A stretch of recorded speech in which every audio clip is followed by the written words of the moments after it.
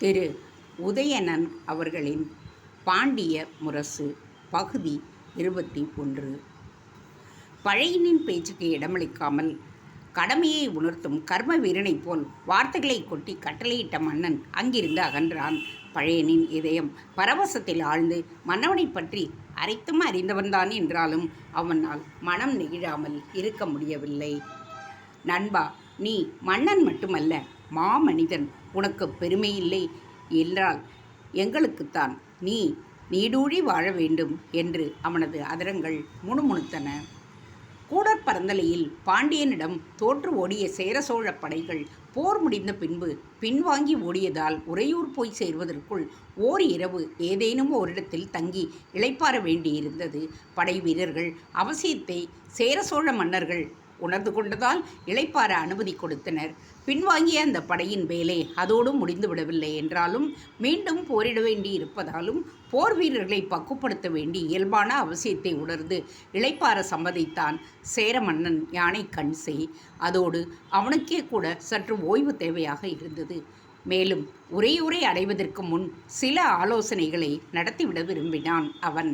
எனவே மதுரைக்கு வடகிழக்கே உறையூர் ராஜபாட்டையை அடுத்து இருந்த பெரிய சமவெளி ஒன்றில் கூடாரம் அடிக்கச் செய்தான். படைகள் நிம்மதியாக அங்கே இளைப்பாறின. வீரர்கள் அயர்ந்து உறங்கினர். மிருகங்கள் கூட கால்களை நீட்டி படுத்து கண்களை மூடி வையைக்கரை ஊரான இருந்தையூரில் இருந்து கொண்டு வந்திருந்த ஏராளமான உணவுப் பொருட்கள் பல நாட்களுக்கு போதுமானவையாக இருந்ததால் அதற்காக வீண் அலைச்சல் இல்லாமல் கவலையின்றி கண்ணயர்ந்தனர். ஆனால் தங்களுக்கு முன்னாலே இருந்த காரிய சித்தியை முன்னிட்டு சேரமன்னனும் சோழ மன்னனும் மட்டும் உறங்கவில்லை. கூடாரம் ஒன்றில் வந்து அமர்ந்த அவர்கள் ஆலோசனைக்காக தகடூர் தலைவன் எழினியையும் சில தளபதிகளையும் அழைத்திருந்தனர். அவர்கள் வந்து சேர்ந்தவுடன் தன் பேச்சை புலம்பலாக துவங்கினான் சோழன் பெருநெற்கிள்ளி. ஆகா, எத்தனை மோசமான தோல்வி! சாதாரணமான ஒருவரிடம் தோற்று போய்விட்டு வந்திருக்கின்றோமே, மிகவும் வெட்கமாக இருக்கிறது. ராஜசூயம் நடத்த விரும்பும் எனக்கு இது நல்ல சகுனமாக தோன்றவில்லை. இதை கேட்டு மெல்லச் சிரித்த சேரமன்னன், சோழரே, தற்காலிக தோல்விகளால் புது நம்பிக்கைகள் வர வேண்டுமே தவிர தளர்ச்சி வந்துவிடக்கூடாது என்றான். சேரமன்னா, தோல்வியானது தற்காலிகமானதாய் இருந்தாலும் சரி, நிரந்தரமானதாக இருந்தாலும் சரி, அவமானத்திற்கு உரியதுதானே என்று கேட்டான். சோழரே, அவமானம் என்பது துடைக்க முடியாதது ஒன்றல்ல. அதோடு நமக்கு வாய்ப்பே இல்லாமலும் போய்விடவில்லை. வாய்ப்பு இருக்கும் வரை இடைப்பட்ட தோல்விகளை நாம் பெரிதாக கருத வேண்டியதில்லை. பெரிய ஓட்டம் ஒன்றுக்கு புறப்பட்டு விட்ட ஒருவன் இடையில் இடறி விழுந்தால் அது முடிவான தோல்வியாகிவிட முடியாது. தடங்கல்கள் எந்த காரியத்திலும் உண்டு. அவைகளை எவ்வளவுக்கு எவ்வளவு பொருட்படுத்தாமல் விட்டுவிடுகிறோமோ அதுதான் நம் போன்றவர்களுக்கு நல்லது. பாண்டியனை துச்சமாக நினைத்து நாம் தோற்றிருக்கின்றோம். குறைந்தபட்சம் அவனை அப்படி நினைக்காமலாவது இருந்திருக்கலாம். இல்லை சோழரே, பாண்டியன் சிறுவன்தான். அதில் ஒன்றும் எனக்கு கருத்து வேறுபாடு கிடையாது. நான் தோற்றுப்போனதற்கு காரணமும் அவன் இல்லை. நானே கேட்க வேண்டும் என்றிருந்தேன். அப்போது நம் தோல்விக்கு என்ன காரணம்? யார் காரணம் என்று கேளுங்கள். இதோ இருக்கின்றானே இந்த எழினிதான். யார்? தகடூர் தலைவனையா சொல்லுகின்றாய்? இந்த தகடூருக்கு மற்றும் தலைவன் அவன் மறைந்து விட்டதால் தான் இந்த நிலை நமக்கு. இங்கே குறுக்கிட்ட எழினி, சேரரே, என்ன சொல்லுகிறீர்கள் என்றான். ஏன், உனக்கொன்றும் புரியவில்லையா? எங்களுக்கெல்லாம் தலைவன் என்று எண்ணிக்கொண்டு செயல்பட்டு விட்டாய். அது ஏன்? என்ன சொல்கிறீர்கள் ஐயா நீங்கள்? உங்கள் தலைவனாக நான் செயல்பட்டேனா? இது என்ன வேடிக்கை? வேடிக்கை அல்ல எழினி, விஷமம். படைகளை இயக்கும் விஷயத்தில் ஆணையிட வேண்டியது யார்? நான் அல்லது சோழர்? அப்படி இருக்கும் பொழுது போரில் இடையில் உன் இஷ்டப்படி இயக்கினாய். அதற்கு யார் இடம் கொடுத்தார்கள்? உனக்கு யார் கொடுத்தது அதிகாரம்? கட்டுப்பாட்டையும் கட்டுக்கோப்பையும் மீறி உன் இஷ்டத்திற்கு நீ நடந்து கொண்டதால் என்னால் இயங்க முடியாமல் போய்விட்டது. எனவேதான் சமாதான சங்கை நான் ஊதினேன். தவறான குற்றச்சாட்டு சேரரே. நான் இயக்கிய சந்தர்ப்பத்தை கொஞ்சம் கவனியுங்கள். நீங்களும் சோழரும் கை ஓங்கியிருந்த சந்தர்ப்பத்தில் நான் அப்படி நடந்து கொள்ளவில்லை. உங்கள் கைகள் ஓய்ந்த நிலைக்கு வந்தபொழுதுதான் என் பலத்தை காட்ட முயன்றேன். நீங்கள் இருவரும் தளர்ந்துவிட்ட நிலையில் உங்கள் ஆணையை எதிர்பார்த்து நான் என்ன கைகளை கட்டி கொண்டான் இருக்க முடியும்? அதற்காகவா நான் வந்தேன்? உங்களிடமிருந்து உத்தரவு எதுவும் வர வாய்ப்பில்லை என்று உணர்ந்துதான் நான் செயல்பட்டேன். அது தவறா? செயல்பட்டு என்ன சாதித்து விட்டாய்? எங்களை விட மோசமான படை சேதத்தை அடைந்தாய். சிறந்த யானைகளையும் பலி கொடுத்து விட்டாய். போர்க்காலங்களில் வாய்ப்பை பயன்படுத்தத்தான் முடியும். ஆனால் விளைவுகளை உறுதியாக எதிர்பார்த்து விட முடியாது. கோட்டை சுவர்கள் பக்கவாட்டில் விலகுவதையும் உள்ளே பாதாளம் தோண்டப்பட்டிருப்பதையும் நான் எப்படி எதிர்பார்க்க முடியும்? உங்களால் தான் முடியுமா? முடியவில்லை என்பதால் பின்னால் அறிந்து கொண்டேன் நான். நீங்களும் தானே ஏமாந்து விட்டீர்கள். முதலில் ஏமாந்தோம். அதை அறிந்து நீ முன்ஜாகிரதையாக இருந்திருக்க வேண்டாமா? கோட்டையின் ஒவ்வொரு பக்கமும் சுவர்கள். அப்படி இருக்கும் இயங்கும் என்று யார்தான் எதிர்பார்க்க முடியும்? அதோடு ஏமாந்த விஷயம் எனக்கு போர் முடிந்த பின்புதான் தெரியும். நீ போரிடவே லாயக்கில்லை. கோட்டையின் ஒருபுறம் நடப்பது மறுபுறம் தெரியாமல் போய்விடுமா என்ன? நீ அக்கறை எடுத்திருந்தால் தெரிந்து கொண்டிருந்திருக்கலாம். உன் அக்கறையும் எண்ணமும் வேறு. உன் பரம்பரை புத்தியை காட்டிவிட்டால் போர் நிலைமையை பயன்படுத்தி கொள்ளையடித்து கொண்டு போவதுதான் உன்னுடைய எண்ணம். அதனால் எங்களை பற்றியோ போரை பற்றியோ கவலைப்படாமல் உன் எண்ணப்பட்டியே செயல்பட்டிருக்கின்றாய். இதை கேட்டதும் பெருத்த கோபம் உண்டாகிவிட்டது எழினிக்கு. ஏற்கனவே விகார முகம் கொண்ட அவனுக்கு இப்பொழுது முகம் மேலும் விகாரமாக பேய் போல ஆகிவிட்டது. பயங்கரமாகவும் காட்சியளித்தது. காரசாரமாக பேச எத்தனித்தான் அவன் மட்டும் அப்பொழுது பேசியிருந்தால் பாசறையில் இரத்த களரி உண்டாகி இருக்கும். நல்ல வேளையாக சோழ மன்னன் குறுக்கிட்டு, நிறுத்து எழினி, நாம் அடைந்தது தோல்வியே அல்ல என்று சொல்லிவிட்ட பின் அதற்கு காரணம் யார் என்ன என்றெல்லாம் ஆராய வேண்டியதில்லை. அந்த ஆராய்ச்சிக்கு நாம் போரிட்டு கொள்ளவும் வேண்டியதில்லை என்று கூறிவிட்டு சேரனிடம் திரும்பி, இரும்பொறை போனதை பற்றி விடு. நாம் இப்பொழுது இருக்கும் நிலை ஒன்றும் மோசமானதல்ல. சேதம் ஏற்பட்டிருப்பதென்னவோ உண்மைதான். ஆனால் அது ஒன்றும் ஈடு செய்ய முடியாத சேதமல்ல. பாண்டியன் நம்மை துரத்து வராமல் இருக்க மாட்டான். அவன் வருவதற்குள் நாம் உறையூருக்கு சென்று பலப்படுத்தி கொள்ளலாம். அவன் வந்து முற்றுகையிடட்டும். மதுரையில் அவன் காட்டிய சாமர்த்தியத்தை விட அதிகமாகவே நாம் காட்டி தோல்வியை மாற்றிக்கொள்வோம் வெற்றியாக என்றான். சேர மன்னனுக்கு இதில் சம்மதமில்லை. சோழரே, மதுரை கோட்டை வேறு, உறையூர் கோட்டை வேறு என்றான். ஏன் மதுரை கோட்டையை ஒட்டி வைகை ஓடுகிறது என்றால் உறையூர் கோட்டையை ஒட்டி காவிரி ஓடுகின்றதே? அது ஒன்றுதான் ஒற்றுமை, வேறு எதிலும் கிடையாது. மதுரை கோட்டை சுவர் விலகிய விதத்தை கண்டிருப்பீர்கள் நீங்கள். அந்த இந்திரஜாலம் உறையூரில் நடக்க மதுரை கோட்டை மற்றும் பொறிகளை இயக்க யவனர்கள் உறையூரில் இருப்பவர்களோ பழங்குடியினர். அதோடு மதுரை கோட்டையின் மூளை பழையன். இங்கே அப்படி யாரும் இல்லை. எல்லாவற்றுக்கும் மேலாக பாண்டியன் நம்மை துரத்தி கொண்டு வரும் பொழுது நாம் போய் கோட்டைக்குள் புகுந்து கொண்டு போரிட எண்ணுவது நமது பரம்பரை வீரத்திற்கும் ஏற்றதல்ல. அவனது முற்றுகைக்குள் சிக்கிக்கொள்வது தற்கொலைக்கு ஒப்பானது, ஆபத்துமானது. ஆகவே அது வேண்டாம் என்றான். பின் உறையூரை கடந்து கிழக்கில் போவோம். கிழக்கில் என்றால் எங்கே? அது பற்றி ஆலோசிக்கத்தான் ஒருவரை வரச் சொல்லி இருக்கிறேன். அநேகமாக அவர் இந்நேரம் உறையூருக்கு வந்திருப்பார். யார் அவர்? சேரன் இதற்கு பதில் சொல்ல முற்பட்ட பொழுது பாசறைக்குள் யாரோ வருவது போல தோன்றவே அவரே வந்துவிட்டார் என்று நினைக்கிறேன் என்று சொல்லிக்கொண்டே சேர மன்னன் கூடாரத்தின் வாயிலை நோக்கினான். உள்ளே நுழைந்ததோ சேரன் எதிர்பார்த்த நபர் அல்ல, வேறு ஒருவர். உறையூருக்கு செல்லும் மார்க்கத்தில் கொடும்பாளூருக்கு அருகில் படைகளுடன் இளைப்பாறிய சேரமன்னன் இரும்பொறை தனக்கு உதவும் வகையில் ஒருவர் வருகிறார் என்றும் அவர் உறையூரை வந்து சேர்ந்திருப்பார் என்றும் தெரிவித்துக் கொண்டிருந்த நேரத்தில் அவன் இருந்த பாசறையில் ஒருவர் நுழைந்ததும் அவர் தான் எதிர்பார்த்தவர்தான் என்று எண்ணி எழ முற்பட்ட பொழுது உள்ளே நுழைந்தவனின் முகம் புலப்பட்டு விட்டதால் ஆசனத்திலேயே அமர்ந்தான். உள்ளே நுழைந்தவன் நன்னன். திடீரென்று நுழைந்த அவன், மன்னவா, முக்கியமான செய்தி என்று பரபரப்புடன் ஆரம்பித்ததும் அதை கேட்டுக்கொள்ளக்கூட பொறுமை இல்லாமல் எரிந்து விழுந்தான் இரும்பொறை. முட்டாள், நீயும் உன் செய்தியும். உன்னை யார் இங்கே வரவழைச் சொன்னது? உன்னை இன்னுமா கழுவேற்றவில்லை? டே, யார் அங்கே? இந்த மடையனை உடையனை கழுவில் ஏற்றிவிட்டு வந்து எனக்கு தகவலை சொல்லுங்கள். முக்கியமான பேச்சு நடந்து கொண்டிருந்த பொழுது திடீரென்று உள்ளே நுழைந்து விட்டதாலும் நுழைந்தவன் தன் நம்பிக்கையை சிதைத்துவிட்ட நன்னன் என்பதாலும் அதோடு அவனது தோற்றம் புயலில் சிக்கி மீண்ட பாரியைப் போல் இருந்ததாலும் சகித்து கொள்ள முடியாமல் இப்படி வார்த்தைகளை கொட்டினான் சேர மன்னன். சிறிது தாமதித்தாலும் தலை போய்விடக்கூடிய நிலையாக இருந்ததால் பீதியடைந்த நன்னன், மன்னவா பொறுங்கள், செய்தியை கேட்டுவிட்டு முடிவுக்கு வாருங்கள், நான் சொல்ல வந்தது பழையனை பற்றி என்று அலறினான். பழையன் என்ற வார்த்தையை கேட்டதுமே நிதானத்திற்கு வந்து சேர மன்னன், என்ன அப்படிப்பட்ட செய்தியை சொல்ல வந்து விட்டாய், அவனை பற்றி சொல் சீக்கிரம் என்று இறைந்தான். மன்னவா, பழையனின் காதலி மேகலை அவள் தந்தை இருவரையும் கவர்ந்து வந்து சந்தனக்கோட்டையில் அடைத்து விட்டேன்.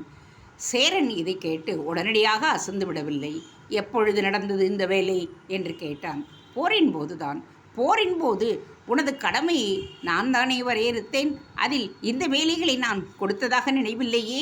உண்மைதான் மன்னவா, தாங்கள் கொடுக்கவில்லை, ஆனால் நானாக மேற்கொண்டேன். அப்படியானால் வாளை எடுத்து போர் புரியவில்லையே.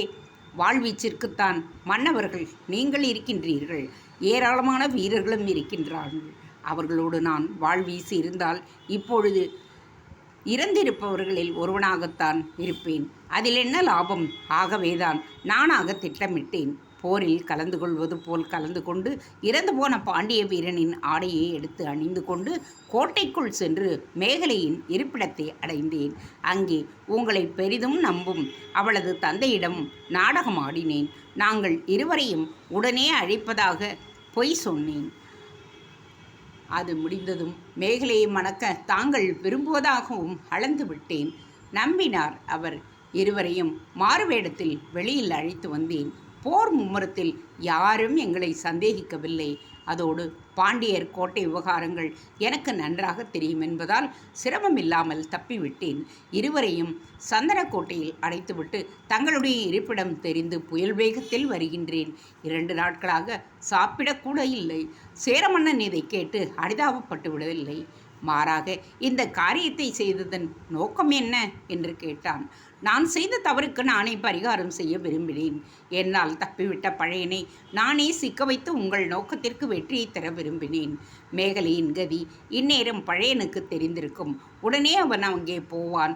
அவனுக்கு அங்கே சிறை செய்வதற்கான அனைத்து ஏற்பாடுகளும் தயாராக இருக்கின்றன.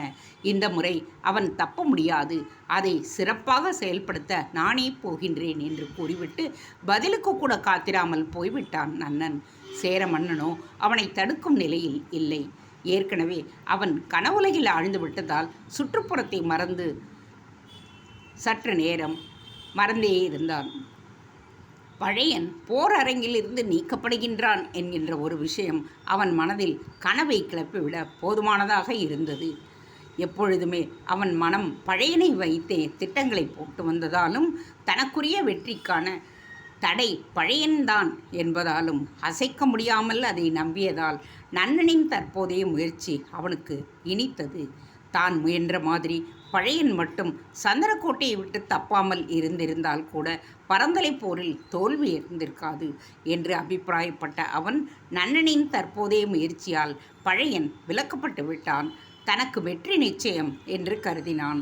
நன்னனிடம் உண்டாகியுள்ள வெறி தற்பொழுது மிகவும் நல்லது என்றும் அந்த வெறி நிச்சயமாக பழையனை சிறைப்படுத்தும் என்றும் நம்பி அவன் திருப்திக்கு ஆளானான். அவன் வாய்விட்டு சொல்லவில்லை என்றாலும் முகம் அதை பிரதிபலிக்கவே செய்தது. அதை பெருநற்கிள்ளியும் எழினியும் கவனித்தார்கள். எழினியோ அதனால் வெறுப்பே அடைந்தான். பழையனை விலக்கிவிட்டால் வெற்றியடைந்து விட முடியும் என்று சேரன் நம்புவது பழையனின் பலத்தை உணர்த்துவதானாலும் பழையனை விலக்கிவிட்டால் சேரனால் வெற்றி பெற்றுவிட முடியும் என்று நம்பிவிட அவன் தயாராக இல்லை. உணர்ச்சிகளை கட்டுப்படுத்தாமலும் பிறரை மதிக்காமலும் வீரத்தை விட தந்திரத்தையே நம்பி எப்பொழுதும் சந்தேகித்து கொண்டு இருப்போனான இந்த சேர மன்னன் அவன் பழையனை முன்வைத்து காரியத்தில் ஈடுபடுவது அர்த்தமற்றது என்றும் சாதகமற்றது என்றும் நினைத்தான் எழினி. அச்சேரனுடன் பணிபுரிவதே அவனுக்கு பெருத்தமற்ற காரியமாக இருந்தது. ஆனால் பணிக்கு தன்னை அழைத்தவன் சோழ மன்னன் என்பதாலும் அவன் பண்புள்ளவன் என்பதாலும் போர் முடியும் வரை அவர்களுக்கு உதவ விரும்பினான். எனவே சேர மன்னனிடம் வீணாக எதிர்ப்பு தெரிவித்து கொண்டிருப்பதை விட அதை தவிர்க்கவே விரும்பினான். அவன் இருமுறை ஒரு வழியாக கனவை விட்டு விலக எல்லாம் நமக்கு சாதகமாகவே இருக்கிறது என்றான். அவன் உணர்த்தும் சாதகம் எது என்பதை அறிந்து கொண்ட சோழ மன்னன் அதை பற்றி வினவ, உறையூர் விருந்தாளி யார் என்று சொல்லவே இல்லையே என்றான். சேரனும் அப்பொழுது பழையனை பற்றி விவாதிக்க விரும்பாமல் உறையூர் விருந்தாளியை பற்றி பேச முடிந்து, சிறந்த வீரர் சோழரே, வாழ்நாளில் தோல்வியே சந்திக்காதவன், பகைவன் என்று ஒருவன் அமைந்துவிட்டால் அவனை அழிக்காமல் விடாதவன், பேரரசராக ஆகத் தகுந்தவன். அப்படியானால் சிற்றரசராவர்? ஆம், வடுகர் பெருமான் எருமையூரான். என்ன, எருமையூரானா? ஐரையாற்றங்கரையில் மண்ணையில் எங்கோ இருக்கும் அவனா உறையூருக்கு வருகின்றான்? சோழரே, முதலையின் வாயில் சிக்கிய யானை அழைத்த பொழுது எங்கோ இருக்கும் நாராயணன் வந்துவிடவில்லையா? நட்புக்கும் பக்திக்கும் தூரம் என்பதே. அதோடு இந்த எருமை நாட்டு மன்னன் எனக்கு மிகவும் பழகியவன், சிறந்த நண்பன். நட்பு என்று வரும்பொழுது உயிரையும் கொடுப்பவன். போர்ப்பயிற்சி நிரம்பிய தீரன், தற்போதைய சிறுவன் பாண்டியன் நெடுஞ்செழியன் பாட்டனார். ஆரியப்படை கடந்த நெடுஞ்செழியன் ஆரியப்படைகளை அழித்த வடுக நாட்டில்தான் அதற்கு வழிவகுத்து கொடுத்ததும், பாண்டியன் வந்து சேரும் வரை ஆரியரை தேக்கி நகர்த்தியவனும் எருமையூரான் தான். தோள் வலியாலும் வாழ் வலியாலும் மிகுந்தவனான அவன் சிறந்த போர் திட்டங்களை வகுத்து தர வல்லவன் என்பது அவனை உதவிக்கு அழைத்தேன். அப்படியானால் அவன் இல்லாமல் பாண்டியனை வெற்றி கொள்ள முடியாது என்று தீர்மானித்து விட்டாயா இரும்புரை என்று கேட்டார் சோழவேந்தன். அப்படியல்ல சோழரே, அவனை அழைத்து ஒரு முன்னேற்பாட்டு நடவடிக்கைக்காகத்தான். அது மட்டுமில்லாமல் நாம் பாண்டியனை முறியடிப்பதோடு நின்றுவிடப் போவதில்லை. வஞ்சிமாநகர் சேரன் கோக்கோதை மார்பனையும் வீழ்த்தியாக வேண்டும். அப்போதுதான் நீங்கள் ராஜசூயம் நடத்த முடியும். அந்த ஒரு இக்கட்டான நிலையையும் நான் யோசித்து வைத்தேன். பாண்டியனுடனான போரில் நமக்கு உண்டாகக்கூடிய சேதத்தை ஈடு செய்யும் விதத்தில் இருக்கட்டும் என்றுதான் இவனை அழைத்தேன். ஆனால் பாண்டியனை முறியடிக்கவே இவன் தேவைப்படுகின்றான்.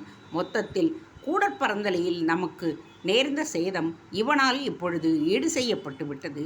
நாம் பழைய பலத்தை பெறுகின்றோம். அதோடு எருமையூரானின் போர் அறிவு வேறு நமக்கு கிடைக்கின்றது. எருமையூரானை உறையூரில் நாம் சந்திக்க வேண்டுமென்றால் நமது திட்டம் மாற வேண்டுமல்லவா? நமது திட்டப்படி உறையூருக்குள் போகாமல் அதை கடந்துவிட வேண்டும் என்றால் எருமையூரானை சந்திக்க வேண்டும் என்பது ஊருக்குள் போக வேண்டியதாக இருக்குமே என்று தன் சந்தேகத்தை கேட்டான் சோழன். தேவையில்லை. அநேகமாக நம் உறையூரை அடைவதற்கு முன்பே எருமையூரானை சந்திக்கலாம். உறையூரில் நாம் நுழையாமல் அதை கடந்து கிழக்கிலோ வடகிழக்கிலோ போவது உறையூர் மக்களுக்கு சந்தேகத்தை தரும். உறையூர் என் ஊர், என் தலைநகரம். அதில் நுழையாமல் எப்படி போக முடியும் என்று கேட்டான் சோழன். கவலையே வேண்டியதில்லை சோழரே, அதற்கும் ஏற்பாடு செய்து விட்டேன். ஏற்பாடா? ஆம், மதுரை போரில் நாம் வென்றுவிட்டதாக உறையூருக்கு ஏற்கனவே செய்தியை அனுப்பிவிட்டேன். இதென்ன விபரீதம்? என் மக்களுக்கு ஏன் பொய் செய்தியை அனுப்ப வேண்டும்? அதை நம்பும் பட்சத்தில் அவர்கள் பட்டண பிரவேசத்திற்கு நம்மை கட்டாயப்படுத்தினால், அது மட்டுமல்லாமல் மதுரையில் நாம் வெற்றி பெற்ற பின் உறையூருக்கு திரும்பாமல் அதையும் தாண்டி ஏன் ஓட வேண்டும் என்று சந்தேகப்பட்டால்? அப்படி சந்தேகப்பட மாட்டார்கள். ஏனென்றால் அதற்கும் ஒரு கதையை உருவாக்கி அனுப்பிவிட்டேன். கதையா? அப்படித்தான். அதாவது பாண்டியனின் கடற்படை ஒன்று சிங்களர் உதவியுடன் சோழமண்டல கடற்கரையை தாக்க முயல்வதால் நாம் மதுரையில் வெற்றி பெற்ற கையோடு கிழக்கு நோக்கி போகின்றோம். எப்படி இருக்கிறது கதை? பொய் எத்தனை நாட்களுக்கு வாழும்? வாழும் வரை வாழட்டும். அது இறந்த பின் புது பொய்யை உருவாக்கி கொள்ளலாம். இது சிறப்பான வழியாக தெரியவில்லை இரும்புரை. இப்படியெல்லாம் முயன்றா நாம் ராஜசூயம் நடத்த வேண்டும்? சோழரே, மனம் தளர்ந்து பிடிப்பை விட்டு விடாதீர்கள். இவற்றையெல்லாம் யாரும் மனம் விரும்பி செய்வதில்லை. கட்டாயத்தில் செய்கின்றோம், அவசியத்தில் செய்கின்றோம். மகாபாரத போரை பற்றி உங்களுக்கு தெரியாதா? கௌரவர்களைச் சேர்ந்த ஜெயந்தனை கொள்ள வேண்டிய நிர்பந்தம் பாண்டவர்களுக்கு ஏற்படுகின்றது. அவன் இருக்குமிடம் தெரியவில்லை. அவனை வெளிக்கொள்வதற்கு கண்ணன் திட்டமிட்டு பட்டப்பகலில் சூரியனை தன் சக்கரத்தால் மறைத்து இருள் சூழும்படி செய்து விடுகின்றான். இருள் பொழுது சம்பத்து விட்டதால் போரை நிறுத்தி விடுவது போர் சம்பிரதாயம் என்பதனால் அப்பொழுது இருள் சூழ்ந்துவிட ஏமாந்து போன ஜெயந்தன் பகல் பொழுது முடிந்து விட்டதாக கருதி வெளிப்பட்டு விடுகின்றான். கண்ணனும் சக்கரத்தை நீக்கி இருளை அகற்றி விடுகின்றான். அர்ஜுனன் ஜெயந்தனை வீழ்த்தி விடுகின்றான். இது தர்மமா? இல்லைதான். ஆனாலும் அது நடந்ததே எப்படி?